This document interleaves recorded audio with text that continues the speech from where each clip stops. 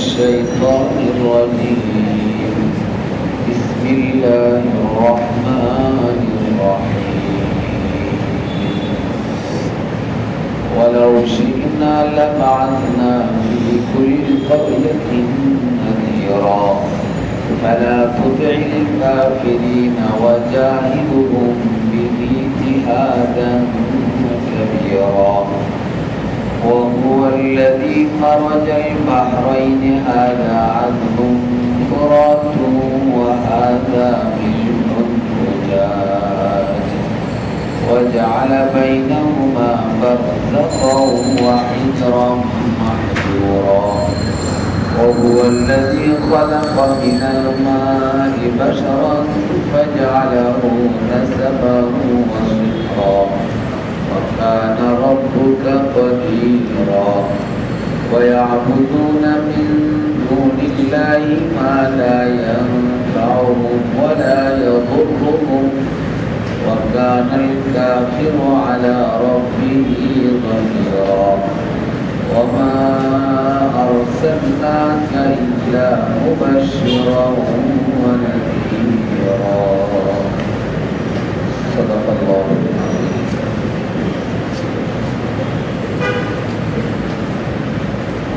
যে আয়াতগুলো পূর্বে পড়া হইতেছিল সে আয়াতগুলোতে আল্লাহ তাআলার কিছু নিয়ামতের বিবরণ ছিল। যেমন আল্লাহ তাআলা চন্দ্র সূর্য সৃষ্টি করেছেন, এটা আমাদের জন্য একটা নিয়ামত, রহমত। যদি সূর্য না থাকতো তাহলে মানুষ বাঁচতে পারত না। চন্দ্র যদি না হইত তাহলে কোনো ফলের স্বাদ পাওয়া যাইত না, সব ফল একরকমই মনে। এখন গরুর স্বাদ ভিন্ন, মুরগির স্বাদ ভিন্ন, ছাগলের স্বাদ ভিন্ন। যেমন ফলের স্বাদ ভিন্ন হইত না, ঠিক যত খাদ্য আছে সব কিছু একরকম হয়ে যায়। তো আল্লাহ তাআলা এগুলোকে আমাদের জন্য রহমত, নিয়ামত হিসাবে সৃষ্টি করেছে। এরপরে বলছেন যে আল্লাহ তাআলা রাত্র সৃষ্টি করেছেন মানুষের বিশ্রামের জন্য। দিনকে আল্লাহ তাআলা সৃষ্টি করেছেন মানুষের আয় উপার্জন, কাজ করার জন্য। আল্লাহ তাআলা বাতাস দ্বারা বৃষ্টিকে, মেঘকে এক অঞ্চল থেকে আরেক অঞ্চলে আল্লাহ তাআলা নিয়ে যান। বৃষ্টি বর্ষণ হয়, মৃত জমি সেগুলো জীবিত হয়, জমি উর্বর হয়। এই সমস্ত কিছু আল্লাহ তাআলা নেন। এখন আল্লাহ তাআলা বলতেছেন ওয়ালাউ শি'না লাবা'থনা ফি কুল্লি ক্বরিয়াতিন নাযীরা। আল্লাহ বলতেছেন আমি যদি চাইতাম তাহলে প্রত্যেক জনপদে একজন করে নবী পাঠাইতে পারতাম। তো আল্লাহ তাআলা এত নবী না পাঠিয়ে আমাদের জন্য আখিরি নবী মুহাম্মদ আহমদ মুস্তাফা সাল্লাল্লাহু আলাইহি ওয়াসাল্লাম একজনকে পাঠিয়েছেন। এইটাও আমাদের জন্য নিয়ামত, এটাও আমাদের জন্য নিয়ামত। বনী ইসরাইলের মাঝে আল্লাহ তাআলা প্রত্যেক জনপদে, গ্রামে গ্রামে আল্লাহ তাআলা নবী পাঠিয়েছেন। যত নবী আল্লাহ তাআলা দুনিয়াতে পাঠিয়েছেন সব থেকে বেশি নবী পাঠিয়েছেন বনী ইসরাইলের মাঝে। কিসের মাঝে? বনী ইসরাইল। আরো যত কওম ছিল, কবিলা ছিল, প্রত্যেক এলাকায় এলাকায় আল্লাহ তাআলা নবী পাঠিয়েছেন। আমাদের ভারতবর্ষেও আল্লাহ তাআলা বহু নবী রাসূল পাঠিয়েছেন। যেহেতু হাজার হাজার বছর আগের কথা, এই ইতিহাস সংরক্ষণ করা হয়নি। আর বিশেষ বিশেষ কয়েকজন নবী রাসূলের নাম যা পাওয়া যায় কোরআনে এবং হাদিসে, 22 অথবা ঊর্ধ্বে 25 হাদিস কোরআনে যা পাওয়া যায়, এই নবী রাসূলদের ঘটনা এগুলো হইল মক্কার আশেপাশে। মক্কায় কোরআন নাজিল হয়েছে। আর কোন নবীর ঘটনা, যে নবী শ্রীলঙ্কায় আসছে, বাংলাদেশে আসছে, ওই নবীর কথা বললে তারা তো এগুলো জানতো না, আর এগুলোকে ওলির গল্প মনে করত। জন্য মক্কা এবং মক্কার আশেপাশে যে সমস্ত নবী রাসূলের ঘটনা তারা জানে, সফরের শাম, সিরিয়া, ইয়ামান বিভিন্ন এলাকায় তারা যাতায়াত করত, যে সমস্ত নবী রাসূলের নাম তারা কখনো শুনছে অথবা তাদের কিছু ঘটনাও জানতো, ওই নবী রাসূলদের কথাই উল্লেখ করা হয়েছে যেন মক্কার লোকেরা ঈমান আনে, যেন মদিনার লোকেরা ঈমান। আর দূরে যে সমস্ত নবী রাসূল ছিলেন তাদের কথা আল্লাহ তাআলা বলেন নাই কোরআনে। তো ভারতবর্ষের একজন বড় আল্লাহর ওলি, যাকে আমরা মুজাদ্দিদে আল-ফেসানি বলি, মুজাদ্দিদে আল-ফেসানি, এই পীর মুরিদের চার তরিকার একটা হইল মুজাদ্দিদে আল-ফেসানি। তার নাম ছিল আহমদ, নাম ছিল আহমদ। আহমদ সার হিন্দ, সার অর্থ হইল মাথা। এই পুরা হিন্দুস্তান, পুরা হিন্দুস্তান, বাংলাদেশ, ইন্ডিয়া, পাকিস্তান, এই পুরাটা যে ভারতবর্ষ, এটাকে কি বলা হয়তো হিন্দুস্তান। এই পুরা হিন্দুস্তানের তিনি একক মুরব্বী ছিলেন, এটা বোঝানোর জন্য তাকে বলা হয়তো সার হিন্দ। আর মুজাদ্দিদে আল-ফেসানি, মুজাদ্দিদ মানুষ শরীয়তের বিভিন্ন হুকুম আহকামের মাঝে বিভিন্ন ধরনের কুসংস্কার যখন ঢুকায় সেটাকে সংস্কার করার প্রয়োজন। দ্বিতীয় সহস্রাব্দের সংস্কারক হিসাবে সারা বিশ্বে স্বীকৃত তিনি হইলেন এই আহমদ সারহিন মুজাদ্দিদে আল-ফেসানি। দুইজনকে পিরামাট এলাকার মুজাদ্দিদ মনে করা হয়। একজন হইলেন ওমর রাদিয়াল্লাহু তাআলা আনহুর নামে ওমর বিন আব্দুল আজিজ রাহমাতুল্লাহি আলাইহি, কি নাম? ওমর বিন আব্দুল আজিজ রাহমাতুল্লাহি আলাইহি। তাকে বলা হয় মুজাদ্দিদে আলফে আউয়াল, আলফ মানে হাজার। প্রথম 1000 বছরের আল্লাহ রাসূলের পরে প্রথম 1000 বছরের মুজাদ্দিদ হইলেন ওমর বিন আব্দুল আজিজ। আর দ্বিতীয় 1100 থেকে আরম্ভ একেবারে 2000 হিজরি পর্যন্ত এই পুরা সময়ের জন্য সবথেকে বড় মুজাদ্দিদ হলেন মুজাদ্দিদে আল-ফেসানি রাহমাতুল্লাহি আলাইহি। বাদশাহ আকবরের সাথে দ্বীন-ই এলাহি নিয়ে যার দ্বন্দ্ব ছিল, বাদশাহ আকবর কি বলছিল?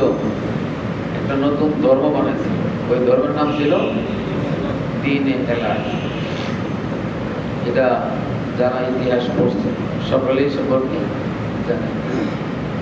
ওই দ্বীন-ই এলাহির বিরুদ্ধে বাদশাহ আকবর যে নতুন ধর্ম বানাইছে, ওই ধর্মের বিরুদ্ধে আন্দোলন যিনি করছেন সর্বশেষ সফল হয়েছেন তিনি হইলেন মুজাদ্দিদে আল-ফেসানি রাহমাতুল্লাহি। তো যে কথাটা বলার জন্য মুজাদ্দিদে আল-ফেসানি রাহমাতুল্লাহি আলাইহি বলেন, তিনি তো পাঞ্জাবের লোক, যে শুধু পাঞ্জাব প্রদেশেই 21 জন নবীর কবর তিনি জিয়ারত করছেন। ওনার মাকতুবাতে লেখা আছে শুধু পাঞ্জাব প্রদেশে কতজন। উনি নিজে বলছেন যে আমি 21 জন নবীর কবর জিয়ারত করছি। সাহেবে কাশফ ছিলেন, আল্লাহ তাআলা ইলহামের মাধ্যমে তাকে জানাইছেন কোন কবরটা নবীর কবর, অমুক কবর নবীর কবর, কিন্তু উনি আমভাবে সাধারণ মানুষকে এগুলো বলে জান নাই। শুধু এতটুকু বলছেন যে আমি পাঞ্জাবে কতজন, 21 জন। তাহলে এক পাঞ্জাবে যদি 21 হয়, তাহলে উড়িষ্যা, বিহার, বাংলা, ইউপি আরো যত যা আছে বিভিন্ন প্রদেশ, সব প্রদেশে থাকবে না? আর 21 জন জিয়ারত করছেন, এমন তো হইতে পারে আরো ছিলেন, আল্লাহ তাআলা 21 জনের ইলহাম করছেন। কথাটা এই জন্যই বলা যে সব এলাকাতে আল্লাহ তাআলা নবী পাঠাইছেন। তো সব দেশে যদি নবী আসে, আমাদের দেশে নবী আসবে না? আমাদের দেশেও কি ছিল? নবী। কিন্তু কোথায় নবীর নাম কি, কোন এলাকায় তার কবর, এটা কোথাও পাওয়া যায় না। কারণ যেহেতু হাদিসে নাই, কোরআনে নাই, তাইলে এটা আর কোনোভাবে পাওয়ার সম্ভাবনা নাই। তবে এতটুকুই ইয়াকিন আমাদের থাকবে যে আল্লাহ তাআলা এই এলাকার হেদায়েতের জন্য অবশ্যই নবী পাঠিয়েছেন। আল্লাহ তাআলা বলতেছেন যে আগে তো আমি প্রত্যেক এলাকায় এলাকায়, কওমে কওমে, মহল্লায় মহল্লায়, পাড়ায় পাড়ায় নবী দিয়েছি, কিন্তু আখিরের নবী একাই সারা বিশ্বের জন্য নবী। আখিরি নবী একাই। আল্লাহ যেমন পুরা বিশ্বের জন্য আল্লাহ, আর আমাদের নবীও পুরা বিশ্বের জন্য। जहाँ तक है रबूबियत खुदा की, जहाँ तक है रबूबियत खुदा की, वहाँ तक है रिसालत मुस्तफा की। বড় সুন্দর করে প্রকাশ করছে যে আল্লাহ তাআলা, তিনি যে আল্লাহ, তিনি যে রব, তার রবের এলাকা যতটুকু, রসুলের রেসালতের এলাকা ততটুকু। जहाँ तक है रबूबियत खुदा की, वहाँ तक है रिसालत मुस्तफा की। তো আল্লাহ বলতেছেন আমি যদি চাইতাম দুনিয়াতে আরো নবী পাঠাইতে পারতাম। আমি চাইলে প্রত্যেক মহল্লায় এলাকায় নবী পাঠাইতে পারতাম, কিন্তু এত নবী না পাঠায়া আমি একজনকে নবী বানাইছি, আর ওই নবীকে আমি তোমাদের জন্য পাঠিয়েছি। ওয়ালাউ শি'না লাবা'থনা ফি কুল্লি ক্বরয়াতিন নাযীরা। তাহলে নবী সকলের নবী, আমাদের নবী, অন্য ধর্মের যারা আছে তাদের জন্য নবী। যেমন আল্লাহ সকলের জন্য, যারা নাস্তিক মানে না তাদের জন্য আল্লাহ, যারা হিন্দু বৌদ্ধ, যারা অনেক খোদায় বিশ্বাসী, ইহুদিরা দুই খোদায় বিশ্বাসী, খ্রিস্টান যারা 3 খোদায় বিশ্বাসী, মক্কার কাফের মুশরিক যারা ছিল তারা 360 খোদায় বিশ্বাসী ছিল, আর এখন যারা আছে তারা নাকি কত খোদা, কত কোটি, 33 কোটি। কত কোটি? এমন এক সময় 33 কোটি খোদার তারা ঘোষণা দিছে যখন সারা বিশ্ব 33 কোটি মানুষ ছিল না। এত মানুষ ছিল না। 47 দেশ স্বাধীন হয়, ব্রিটিশ চলে যায়, তখন পূর্ব পাকিস্তান, পশ্চিম পাকিস্তান, সারা ভারত মিলে মানুষের সংখ্যা ছিল কত? কত কোটি? মনে হয় 36 কোটি। 47 সনে মাত্র কত কোটি ছিল? 36 কোটি। অল্প কিছু কম বেশি হইতে পারে। আর তারও আগে কত কোটি? 33 কোটি শুধু দেবতাই। এই জন্য দেবতা আর কাকে বানাবে, এই জন্য এরপরে কাউয়াও দেবতা। কাউয়া কি হয়ে গেছে? দেবতা। দেবতা যেহেতু আর পাওয়া যায় না, তেলা পোকাও দেবতা।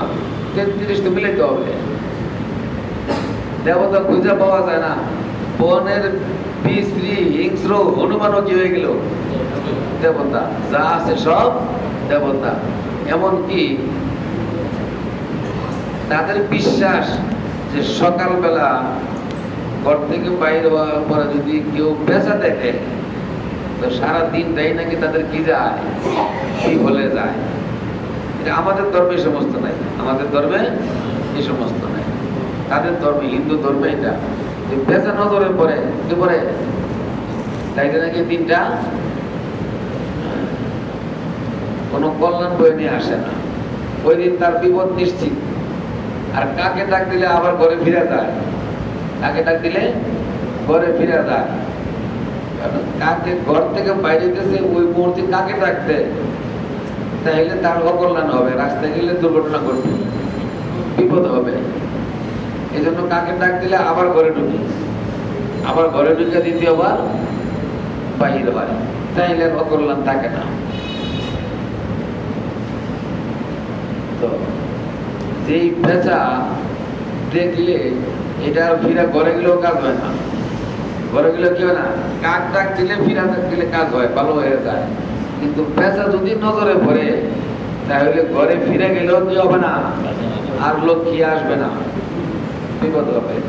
এখন সে পেঁচাও দেবতা, আর পেঁচা বসে থাকে আর একটার কান্দে, বসে থাকে কোথায়? এখন এগুলি যে আমরা বলি, এগুলি তো কোরআন বলতে বলছে, কোরআন কি বলতে বলছে, এটা না বলে আর কি নাই, বলবেই। তো এই ভারতবর্ষের যখন সম্রাট ছিল আকবর, আকবর দেখলো যে একদিকে মুসলিম আরেকদিকে হিন্দু, এই দুই জাতি, এখন এই এরা বলে তাদের বিরুদ্ধে, তারা বলে এদের বিরুদ্ধে, এরা বলে এক খোদার কথা আর তারা বলে 33 কোটি দেবতার কথা। এখন এই দুইটাকে মিলানো যায় কিনা, কি করতে চাই আকবর? দুইটাকে মিলাইতে চাইছে। তো মিলাইতে গিয়া কিছু রাখছে, কিছু পরিবর্তন করছে। এখন আমরা বলি আসসালামু আলাইকুম, হাদিসে তো এটাই আছে। এখন সে বলছে যে এখন তো হিন্দুরা কি বলে না, আসসালামু আলাইকুম বলে না, তারা বলে নমস্কার, অন্য কিছু বলে বলছে না, নমস্কার বলা যাবে না, আসসালামু আলাইকুম বলা যাবে না। দেখা হইলে বলবে আল্লাহ জাল্লা শানু, কি বলবে? আল্লাহ জাল্লা জালালু, আল্লাহ জাল্লা জালালু, মাঝের থেকে একটা করে দিচ্ছে। এখন বলেন কি বলা যাবে? নসে শরীয়ত নির্দিষ্ট করে দিছি যে দেখা হইলে কি বলতে হবে, আসসালামু আলাইকুম। এখন যদি দেখা হইলে পরে বলে আলহামদুলিল্লাহ রাব্বিল আলামিন আর রহমানির রহিম মালিক ইয়াউমিদ্দিন, সূরা ফাতিহা পুরোটাও পড়ে, সব হবে? এটা তো তেলাওয়াতের নিয়তে পড়তেছে না, এটা সালামের বিকল্প হিসাবে পড়তেছে, সব হবে? সব হবে না। পড়তে তো হবে এটা কোরআন হিসাবে, তেলাওয়াত হিসাবে পড়তে হবে, তেলাওয়াত হিসাবে। এখন শরীয়তে বলছে আসসালামু আলাইকুম, এতটুকু পড়লে তার সালাম হবে, নেকি হবে। আদম আলাইহিস সালামকে বানানোর পরে আল্লাহ তাআলা বলছিলেন যে যাও ওই এদেরকে দিয়ে কি দাও, সালাম দাও, সালাম দাও। এখন এই সালাম টুকু না দিয়ে যদি পুরা সূরা ফাতিহাও পড়ে, সূরা বাকারাও শেষ করে, তবু কি হবে না, সালাম হবে না। এখন তাদেরকে বলছে নমস্কার বন্ধ, আর মুসলমানদেরকে বলছে আসসালামু আলাইকুম বন্ধ। কি বলতে হবে? আল্লাহ জাল্লা জালালু। এখন বলেন, এটা যদি কেউ বিশ্বাস করে যে হ্যাঁ এই দুইটার পরিবর্তে এইটা বললেই হবে, সে মুসলমান না কাফের? শরীয়তের কোন হুকুমের কোন ধরনের পরিবর্তন করা যাবে না। যে সারা জীবন নামাজ পড়তেছি পশ্চিম দিকে, এবার কিছুদিন কোন দিকে পড়ি, পূর্ব দিকে পড়ি, পড়া যাবে না? পড়া যাবে। তাহলে আল্লাহ রাসূল যে পড়ছিল বাইতুল মুকাদ্দাসের দিকে, সেটা আল্লাহর হুকুম ছিল। সেটা কি ছিল? আল্লাহর হুকুম ছিল, বাইতুল মুকাদ্দাসের দিকে ফিরে পড়ছে। পরে আবার আল্লাহর হুকুম হয়েছে বাইতুল্লাহর দিকে ফিরা।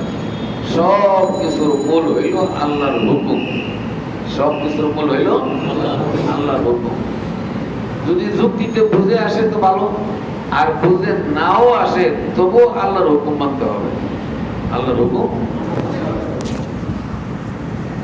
বাদশাহ আকবর নিয়ম করছে যে মুসলমানের সন্তান মারা যাক আর হিন্দুর সন্তান মারা যাক, ছোট বাচ্চা হইলে এদেরকে মাটিতে দিয়া সাথে ফিটারতে দিবে, কি বোতল ভরা দুধ। আচ্ছা, বোতল ভরা দুধ কয়দিন খাবে? এক বোতল দুধ। বাচ্চা যদি খাইতেই পারত, অর্থাৎ নতুন কিছু যদি কেউ বানাইতে চায় তাহলে বোকা সাজা ছাড়া আর কোনো উপায় নাই। আল্লাহ তাআলা যেটা দিয়েছেন এর উপরে আর হইতে পারে না। ধর্ম এটা মানুষের নিজে বুদ্ধি শুদ্ধি করে বানানোর কিছুই নেই, বুদ্ধি করে বানানোর কিছুই নেই। যে একটা মূর্তি বানাইলাম তার 10টা হাত, কয়টা হাত? শুনছেন এই পর্যন্ত কোন নবীর 10 হাত ছিল? সবার কটা ছিল? দুইটাই ছিল। যদি মানুষের একটা আঙ্গুলও বেশি হয় তাহলে মানুষ কি এটাকে ভালো মনে করে না খারাপ মনে করে? খারাপ মনে করে, খারাপ মনে করে না। আর যদি কারোর হাতই একটা বেশি হয়ে যায়, কোন সরকার তার চাকরি দিবে? এই ধরনের প্রতিবন্ধী যারা, এদেরকে কি দিবে না? এদেরকে বরাদ্দ দিবে, কিন্তু সরকার কোনো চাকরি দিবে না। যাদেরকে বড় বড় পদ দিয়েছে, মন্ত্রী মিনিস্টার বানাইছে, এরকম কেউ আছে যে তার হাত একটা বেশি? এই ধরনের মানুষকে দিবে। তাইলে হাত একটা বেশি হওয়া, মাথা কল্লা বেশি হওয়া, এটা কোনো মা পছন্দ করে না তার সন্তান এমন হোক। দুনিয়ার কোন রাষ্ট্রপ্রধান পছন্দ করে না যে তার অধীনস্থ, তার কর্মকর্তা কেউ এরকম হোক। তাহলে কে বুঝলো যে দেবতা কি হইতে হবে? হাত কয়টা হবে দেবতা? 10টা হবে। আবার দেবতা বানায়, এটা গায়ে কাপড় নাই, গায়ে কি নাই? কাপড় নাই। বলেন, গায়ে কাপড় নাই, সতর খোলা। এই 70 টাকা না ফরজ? 70 টাকা কি ফরজ? এখন এই সতর খোলা, এটাও নাকি দেবতা? এটাও কি হয়? এটা আল্লাহ তাআলা বুঝাইতেছে, দেখ আমি যে ধর্ম দিছি এইটাই ঠিক, আর ওইগুলি তো কোনো ধর্মই না। যে তারা কত নোংরা, কত বেবুজ, তারা ল্যাংটারে দেবতা বানায়। ল্যাংটারে কি বানায়? দেবতা। আর আমাদের দেশে কিছু বোকাও আছে, ওইগুলি দেখে দেখে ল্যাংটারে বিশ্বাস বানায়।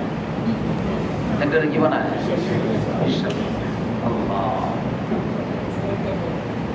আল্লাহ তাআলা তাদের বুঝদান করুন। আফসোস লাগে, কোনদিন ল্যাংটা ওলি হইতে পারে না। ল্যাংটা কি হইতে পারে না? ওলি হইতে পারে না। কোন নবী এরকম ছিলেন না। কোন ওলি, চার তরিকার যত বিরানি বীর দস্তগীর আউলিয়া কেরাম, বরং তাদের মাথায় পাগড়ি, গায়ে বড় জুব্বা, আবা, এগুলো ছিল। ওলি আল্লাহ যারা, তাদের পোশাক থাকে ঢিলা, তারা বড় বড় পোশাক পরে। আর ওই হিন্দুদের দেখা দেখি ঢুকা শ্রেণী, যার গায়ে কাপড় নাই, তারা দেবতা মানে। আর আমাদের দেশের কিছু মানুষ তাকে কি মানে? তাহলে ওই হিন্দু আর এই ধরনের মুসলমানের বুঝের মাঝে পার্থক্য কি? বুঝের মাঝে আছে না, যে হিন্দু যাইতেছে সাথে প্যাকেট নিয়ে, ভোগ না, হিন্দুরা কি দেয়? ভোগ দেয়। বলে মুসলমান জিজ্ঞেস করে হিন্দুকে যে ভাই তুমি কোথায় যাও? আমি তো ভোগ নিয়ে যাইতেছি দেবতাকে দেওয়ার জন্য, দেবতাকে দেওয়ার জন্য ভোগ নিয়ে যাইতেছি। তুমি কোথায় যাও? তা আমি তো মাজারে যাই, আমি তবারক নিয়ে যাই। মাজারে কিনে যায়, একজন নিয়ে যায় তবারক, আরেকজন কি নিয়ে যায়? মানে নাম পাল্টাইছে জিনিসে। আসলে কি করছে? নাম পাল্টাইছে। একজনের ভোগ নাম দিছে, আরেকজন কি নাম দিছে? তবারক। বলো আচ্ছা, তোমরা বলো তবারক, আমরা বলি ভোগ। হিন্দু কি ব্যাখ্যা দিছে? তোমরা বলো তবারক, আমরা বলি ভোগ। দেখো তোমাদের মাঝে আর আমাদের মাঝে কোনো পার্থক্য নাই। কিন্তু কি বোঝায়? তোমাদের মাঝে আর আমাদের মাঝে কোনো পার্থক্য নেই। একটাই পার্থক্য, যে আমরা যারে মানি সে হইল খারাপ, আর তোমরা যারে মানো সে হইল পড়া। এটা কবরের মধ্যে বের হয়েছি। এটা কবরে কি করে দিছি, শুয়ে দিছি। আর আমরা যারা মানি সে কি, তো পার্থক্য এতটুকু। আমরা যারা মানতেছি হিন্দুরা এগুলো খারাপ, আর তোমরা যারা মানো এরা হইলো করা, এইটুকুই পার্থক্য। হিন্দু খারাপ বলে নাই, হিন্দু কি বলে নাই, খারাপ বলে নাই। এই সমস্ত পীর সাহেবের এখানে যারা তবারক নিয়ে যায় আর মাজারে যায়, তারা ওই হিন্দুদের সাথে শুধু পড়ার খারাপ বেশ কম, বেশ কম, পড়ার খারাপ বেশ কম। আসলে কোনটা আল্লাহ, নামাজ নাই, পূজা নাই, সুন্নত নাই, ফরজ নাই, কোনো কিছু নাই, মাজার নিয়ে দৌড়াদৌড়ি। কি নিয়ে দৌড়াদৌড়ি? মাজার নিয়ে।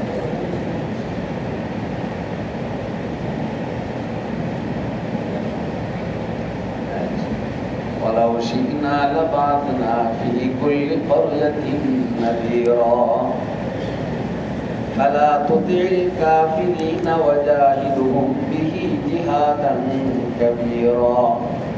এরপর আল্লাহ বলতেছেন ফালা তুতিল কাফিরিন, নবীকে বলতেছেন ফালা তুতিল কাফিরিন, সুতরাং কোন কাফিরের ইতাআত, আনুগত্য, অনুসরণ করা যাবে না।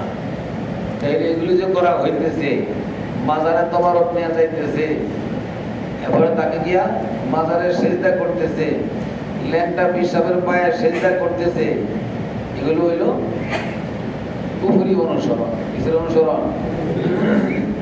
ফালা তুতিল কাফিরিন। সুতরাং আপনি কোন কাফেরের অনুসরণ করবেন না। ওয়াজাহিদুহুম বিহি জিহাদান কাবীরা। আর ওয়াজাহিদুহুম বিহি জিহাদান কাবীরা, জিহাদ তো আমরা বুঝি, এখন জিহাদের নাম দিয়েছে সন্ত্রাস। কি নাম দিয়েছে? যতই জিহাদের নামে জঙ্গিবাদ, জিহাদের নাম সন্ত্রাস হোক, কোরআন শিক্ষা যাবে। এটা তো 30 পারা নামাজে পড়া হয়, তারাবির সময় প্রত্যেক দিন কিছু না কিছু পড়া হইতেছে, ঘরে ঘরে মানুষ কোরআন শরীফ পড়বে। যতই জিহাদকে সন্ত্রাস বলুক, কোরআন শরীফ তো আর মুছে দেওয়া যাবে না। জিহাদ জিহাদি থাকবে, সন্ত্রাস সন্ত্রাস। খাঁটি মুসলমান যারা, তারা সন্ত্রাসী হইতে পারে না। কোথায় আমেরিকা, সেখান থেকে আইসা ইরাকে বোমা ফেলায়, ফিলিস্তিনে বোমা ফেলায়, আফগানিস্তানের মানুষ মারে, তারা সন্ত্রাসী না। তারা কিনা, তারা জঙ্গি না। আর ফিলিস্তিনের যে মুসলমান, তাদের দেশ রক্ষার জন্য, ইমান রক্ষার জন্য যে এদেরকে প্রতিহত করবে, এরা জঙ্গি। ঠেকাইতে গেলে কি হয়ে যায়? জঙ্গি। আমার বাড়ির তলাশি দিয়ে তালা সব কিছু ভাঙ্গা ঘরের থেকে সব নিয়ে যাবে, আমি যদি বাধা দিই বলি তো জঙ্গি। আর যারা নিয়ে যাবে এরা হলো সাম্যবাদ। এরা কি? এই সমস্ত সাম্যের কথা শরীয়ত বলে নাই। এই সমস্ত সাম্যের কথা শরীয়ত বলে নাই। বর্তমানে সাম্য সাম্য বইলা, সমতা বইলা যা বোঝানো হয়, এগুলো হইল কুফরি মতবাদ। কি মতবাদ? কুফরি মতবাদ। এগুলো হাদিস কোরআন যারা পড়ে, যারা পছন্দ করে, তারা কিয়ামত পর্যন্ত বলতে থাকবে। অন্য মানুষ যারা আছে এদের কাছে ভালো লাগুক আর না লাগুক। আল হক মুররুন, যে হক কথা যেটা, এটা তিক্ত। হক কথা কি হয়? তিক্ত। ফালা তুতিল কাফিরিনা ওয়াজাহিদুহুম বিহি জিহাদান কাবীরা। ওয়াজাহিদুহুম বিহি জিহাদান কাবীরা, যে তাদের বিরুদ্ধে আপনি জিহাদান কাবীরান, বড় জিহাদ করেন, মজবুত হয়ে, একেবারে শক্তি নিয়ে তাদের বিরুদ্ধে জিহাদ করেন। মুফতি শফি রহমতুল্লাহ আলাইহি বলেন যে এই আয়াতটা মক্কায় নাজিল হয়। কোথায় নাজিল হয়? মক্কায় নাজিল হয়। তো মক্কায় তো জিহাদের হুকুম ছিল না, ছিল না, জিহাদের হুকুম ছিল না। তা আয়াত নাজিল হয় মক্কায়, আর শব্দটা হইল জিহাদ। তাহলে মক্কায় যেহেতু জিহাদ ছিল না, সুতরাং এই জিহাদ বলতে এটার উদ্দেশ্য না যে একজন আরেকজনকে হত্যা করা, যেটা এটাকে বলা হয় কিতাব। কি বলা হয়? কিতাব। আর জিহাদ শব্দটা হইল আম, ব্যাপক। জিহাদ শব্দটা হইল ব্যাপক। কাফেরদের বিরুদ্ধে যুদ্ধ, এইটাকেও জিহাদ বলা হয়। আবার নিজের যে নফসের বিরুদ্ধে জিহাদ করা, এটাকেও জিহাদ বলা হয়। যে আমার নফস চাইতেছে হারাম পথে চলা, আমি চললাম না, আমি ভালো পথে চললাম, এটাকেও কি বলা হয়? জিহাদ।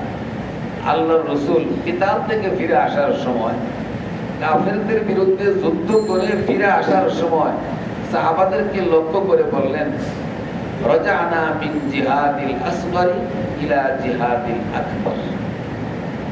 শোনো সাহাবা, আমরা এখন ছোট জিহাদ থেকে ফিরে বড় জিহাদের দিকে যাইতেছি। ছোট জিহাদ থেকে ফিরে কোন জিহাদ যেতেছি? বড় জিহাদ। তাহলে ছোট জিহাদ কোনটাকে বলছে? কাফেরদের বিরুদ্ধে যুদ্ধ করা।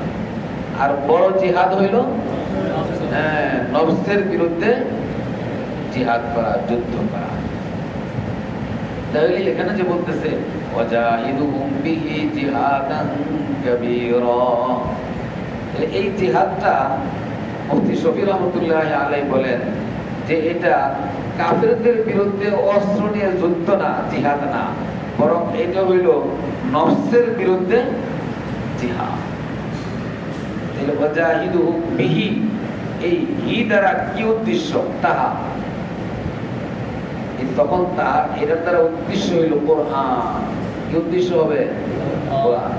অর্থাৎ তুমি যে নফসের ইসলাহ করবে, আত্মশুদ্ধির মেহনত, এটা কোরআনের মাধ্যমে হবে। কিসের মাধ্যমে হবে? যে আত্মশুদ্ধির সাথে কোরআনের সম্পর্ক নাই, যে সাধনার সাথে কোরআনের সম্পর্ক নাই, ওইটা মূলত সাধনা না, ওইটা মূলত নফসের বিরুদ্ধে জিহাদ। কিছু বিশ্বাবের এখানে বিভিন্ন রকমের জিকির হয়। আসলে কত রকমের জিকির? ট্রাকে বৈশাখ জিকির হয়, কি হয়? বাসেও জিকির হয়। এরপরে বিভিন্ন দরবারে জিকির হয়। আবার কোথাও জিকিরের সাথে বাজনাও হয়, জিকিরের সাথে বাজনাও হয়। আবার অন্যান্য দেশে কিছু জিকির আছে যে এটা যারা দেখছেন তারা বলতে মানে হাস্যকর জিকির না তামাশা। তামাশাও এত সুন্দর হয় না, তামাশাও কি হয় না, এত কুশালো হয় না জিকির। এইগুলি তো যে ওই বিশ্বাবের দরবারে যেগুলো জিকির হইতেছে, এই সমস্ত জিকির কোরআন হাদিস সমর্থন করে? দেখলে তারাও তো আত্মশুদ্ধির নামে মেহনত করতেছে। কেউ তো আসতেছে সবাই একরকম পোশাক, উপরে কালো শার্ট, নিচে সাদা প্যান্ট, পরে সবাই দাঁড়ায় একসাথে এরকম চরকির মতো ঘুরে আর কি করে? এইটা কি কোনো জিকির হবে? আবার কেউ তো এরকম করতেছে 10 জনের চক্কর, এরপরে 20 জনের চক্কর, 30 জনের চক্কর, চক্করে বিরাট ময়দান ভরতেছে, মাঝে একজনে ভিন্ন রকমের পোশাক পরে সেখানে নাচতেছে।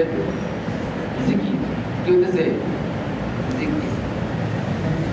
তারা মনে করতেছে এর দ্বারা আত্মশুদ্ধি হইতেছে, আসলে কি হইতেছে?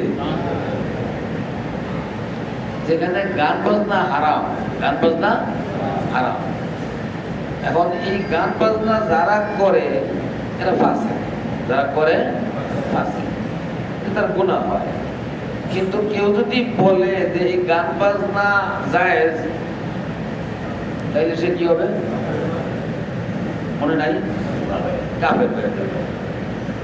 শরীয়তে যেটাকে হালাল বলছে এটাকে হারাম বলা, শরীয়তে যেটাকে জায়েজ বলছে এটাকে না জায়েজ বলা, না জায়েজটাকে জায়েজ বলা, করলে কাফের হয় না। কিন্তু এটাকে হারামটাকে হালাল মনে করলে কাফের হয়। যদি কারো না গাইতে মনে চায়, নাচতে মনে চায়, সে যদি করে সে গুনাহগার হবে। তওবা করলে আল্লাহ তাআলা মাফ করে দিবেন, কঠিন গুনাহ, কিন্তু সে কাফের হবে না। কি হবে না? কাফের হবে না।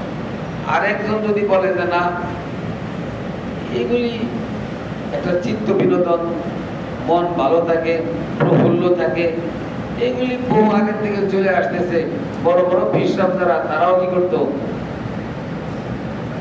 এই ধরনের গান বাজনা করতো।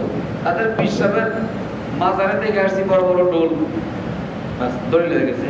কি হয়ে গেছে? নিজামুদ্দিন আউলিয়া দরবারে কি দেখে আসছে? ঢোল তবলা দেখে আসছে। আবু সাইদ গঙ্গোই রহমতুল্লাহ আলাইহির কবরে বিরাট বড় ঢোল তবলা রাখা। আসলে বিশ্বাস করছে উনি চলে গেছে 600 বছর আগে। পরবর্তী ভক্তরা এনে এখানে কি দিছে? ঢোল বাজানো, গান বাজনা, এটা হইল হিন্দু ধর্মের ধর্মীয় বিষয়। কাদের? হিন্দুদের, মুসলমানদের না। এটা কাদের? হিন্দুদের।